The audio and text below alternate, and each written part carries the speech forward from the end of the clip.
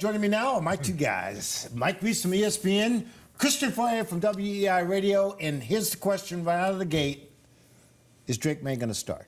After that performance that you just saw, is there a possibility he could start? Well, let's start with this. He had a good week, and so I think it's trending in the right direction. I guess I'm not 100% buying, that it's going to happen, because I've been down at practice, Steve, and I haven't seen him taking snaps from David Andrews, the center. And so until, you're not seeing, Jacoby Brissett get a rep and then Drake Maye come in, where it's 50-50. It still feels to me like it's Jacoby Brissett's job, but I do think they need to get something out of Jacoby here to some positive momentum going into the regular season. Well, let's go back because I'm vibing on what you're saying.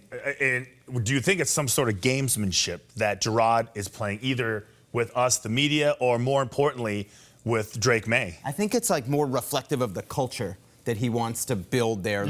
We're always competing. We're not handing out any jobs. Let's keep everyone sharp. And that includes Drake, obviously, keep the carrot out in front of him, right? But also Jacoby.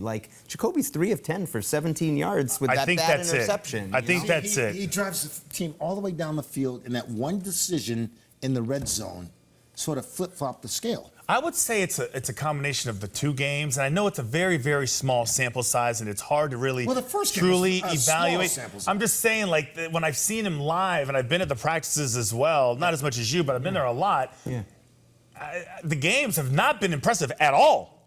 At all. Okay. So I don't know if that's an indication of how we can Jacoby. But there are national media, Robert Griffin III, Louis Riddick, all those guys are calling for Drake Maye to start. I don't think Gerard is going to listen to him, but it's out there. All right, Elliot Wolf, we talked about the O-line, and this line needs some help. He seems to think he's got the pieces in-house. He doesn't. He doesn't have the pieces, and I think it's obvious. I don't think this isn't like the Emperor has no clothes. I'm not saying he's not going to go look for other pieces. No, he's doing what he should do. He's building. He doesn't want to tear down the guys that are already on the team. He doesn't want to get them in a mental headspace. But they absolutely need more help. They need veteran help, consistent help. They don't have it right now. Imagine if David Andrews went down. Just imagine if one who went down.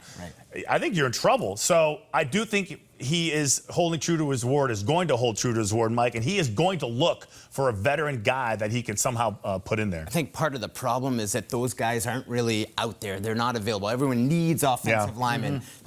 But I thought one of the most interesting things I heard from Elliot Wolf today is that they're not looking at David Bakhtiari, one of the free agent offensive tackles. They're not looking at, Leno, another one that's out there. He feels like we're going to stick with what we have for now. Why aren't they? Well, I think the part of it is, are you going to make a move to have a lateral improvement? If you're going to get a Bakhtiari who's had massive amounts of injuries, been out the last 2 years, I don't know if it's worth it. Are these guys you're mentioning better players? It's hard to tell with proven. Well, yes, true, more accomplished. And to Christian's point, backup center is something that I know is concerning them. If David went down, David Andrews, the 3 snaps that we saw that ended up on the ground, that's another area they're looking. It's not just tackle. I like the way they can run the football, though. I thought they're going to have to lean on it. I thought some good signs the other night, Steve. Smash mouth football. I liked it.